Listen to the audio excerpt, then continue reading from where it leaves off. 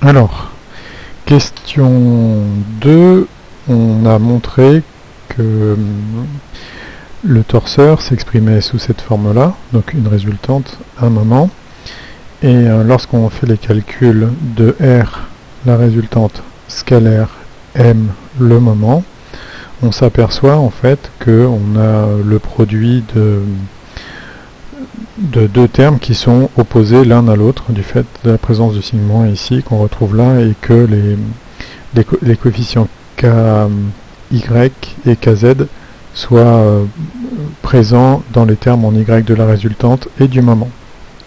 De même pour Z. Donc tout calcul fait, hein, on trouve 0. La seconde partie de la question Q3 nous demande de calculer le point B1 qui appartient à l'axe du glisseur. Pour faire ça, il faut imaginer à quoi ça peut correspondre. Donc je refais mon repère X, Y et Z. Je trace en marron la répartition de portance sur ma pale qui est de cette forme. Donc on a bien une exponentielle. Et maintenant je trace en bleu ici ma traînée. Donc elle aussi est en exponentielle et multipliée par le même coefficient. Du coup, je suis capable de me trouver un plan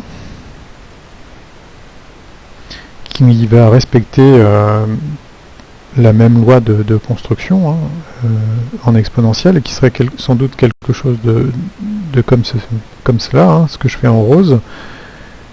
Donc je ne sais pas si sur le dessin c'est visible, mais c'est la somme vectorielle de la composante de traînée et la composante de portance à chaque instant. Donc en fait ça me donne un plan qui serait incliné, hein, ici, donc un plan qui se situerait comme ceci. Donc dans ce plan, je trouve une résultante qui pourrait s'exprimer à l'aide d'un seul vecteur, hein, ici, qui serait une combinaison linéaire d'y et de z. Donc, on se ramène à un cas où, en termes de moment, si je prends un point par exemple qui se situe sur l'axe que je matérialise ici en gras, un point ici, où finalement toutes les forces qui sont là, qui ont tendance à faire tourner autour d'un axe ici qui est perpendiculaire à celui-là, donc en fait ici j'ai des actions de moment qui ont tendance à me faire tourner ma pale dans ce sens, vont être compensées par les actions qui se trouvent de l'autre côté de l'axe, donc c'est-à-dire de ce côté-là, qui ont tendance à me faire tourner la pale dans ce sens.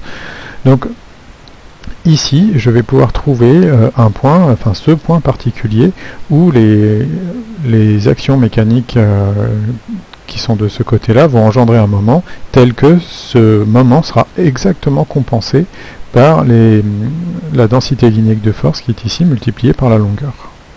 Donc pour ça, je vais appeler ce point ici XB par exemple, et je vais écrire que en XB, le moment est nul.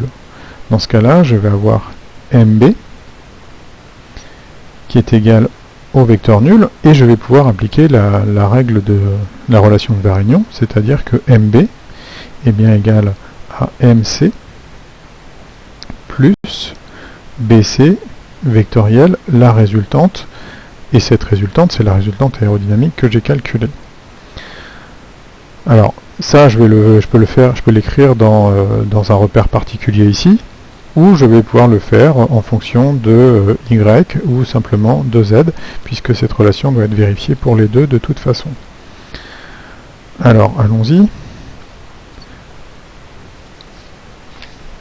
Le moment, on l'a calculé ici.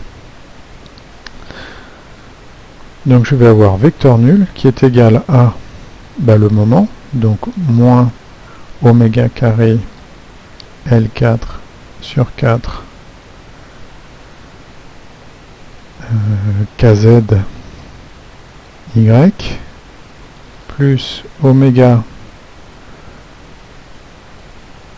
L4 sur 4 oméga carré, pardon,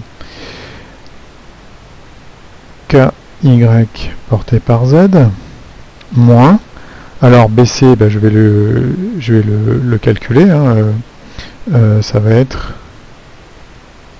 x, alors je mets moins x, puisque je pars de B qui va être se trouver quelque part par là vers C, où C vaut 0, donc moins xb porté par x, vectoriel ma résultante. Alors ma résultante, je l'écris, je l'avais ici, donc je reprends ce terme-là. Donc vectoriel ky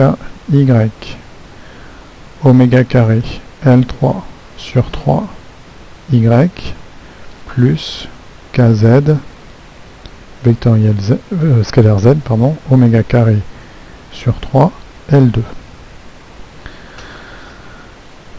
Je pourrais projeter cette relation soit sur z, soit sur y, puisque quand je vais déplacer ce moment, du x vectoriel y, ça va me donner quelque chose sur z, et du x vectoriel z, ça va me donner quelque chose sur y. Donc je reste dans l'expression du moment que j'ai là. Alors calculons ces termes, et je vais me concentrer que sur y, donc j'en fais la projection ici, je fais la projection de cette équation sur y, et je me trouve donc avec avec 0 égale moins oméga carré L4 sur 4 kz. Je laisse tomber ce terme puisque j'ai fait la projection sur y. Ce terme-là ne m'intéresse plus puisque il va disparaître suite à la projection sur y, puisque je vous rappelle que x vectoriel y, ça va me donner quelque chose en z. Donc je garde que ce terme, et donc ici ça fait du x vectoriel z, donc c'est moins ce qui va me faire plus xb kz oméga 2 sur 3 L2 L3 pardon. Et ce que moi je cherche, c'est xb. Donc xb va devenir quasi immédiat, puisque je vais pouvoir simplifier déjà par kz, par oméga carré, et par L3. Du coup, il me reste 0 égale moins L sur 4 multiplié par xb,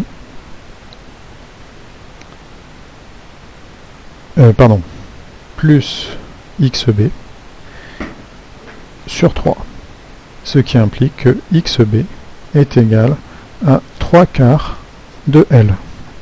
Donc le résultat que je cherche, c'est finalement un point qui se situe à 3 quarts de L en partant du point C qui est ici, et donc ça veut dire qu'avec la répartition de pression que je me suis donnée, l'ensemble des forces qui sont ici, multiplié par je dirais le centre de gravité de leur surface ici, ce qui me donne un moment élémentaire sur cet axe-là, multiplié par le moment de l'ensemble des forces rapportées sur cet axe ici, donc sont rigoureusement équivalents. Et donc leur somme ici est nulle. Ce qui nous permet de finir la question 3.